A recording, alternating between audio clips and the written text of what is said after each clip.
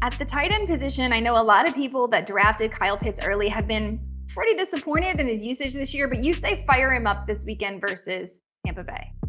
I'm going to trust him. And he's not a trustworthy tight end right now, but how many of the tight ends in the league are? I mean, unless you have Tyler Higbee or maybe Gerald Everett, maybe a Zach Ertz, I think you still have to play Pitts. And I get it. He's been a dud for 3 of the first 4 games. But the Buccaneers defense is giving up 9.7 fantasy points or more to 3 different tight ends this year in their first 4 games. I get it. One of them was Kelsey. Still, the numbers are the numbers. Pitts also averaged over 10 fantasy points in 2 games against them. And if I get 10 points from Kyle Pitts, it's not bad. So I would still fire him up, again, unless you have someone like a Zach Ertz on your team or a Tyler Higbee, or maybe even a Gerald Everett, who's been very good, right? 12.3 fantasy points per game in his first 4 games.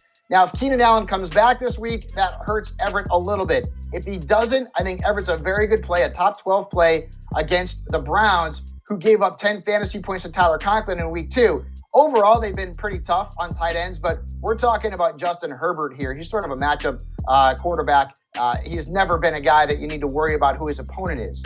So I still feel good about Everett as a top 12 option. Once again, if Keenan Allen is back, I still like Everett. Maybe he's out of the top 12, but he's still a borderline tight end 1.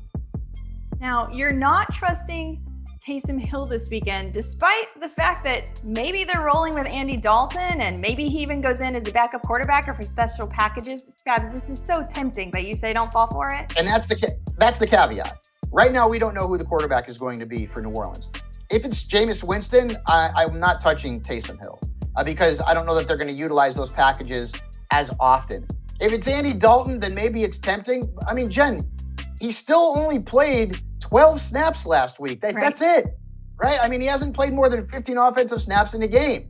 So unless you're desperate, I would keep him on the waiver wire or on your bench. But if Andy Dalton's the starter for the Saints this week, then I feel a little bit better about him. I'd still probably sit him. And I'm also going to sit Robert Tonyan. Tonyan's actually been pretty good lately. 19.9 fantasy points in his last 2 games combined.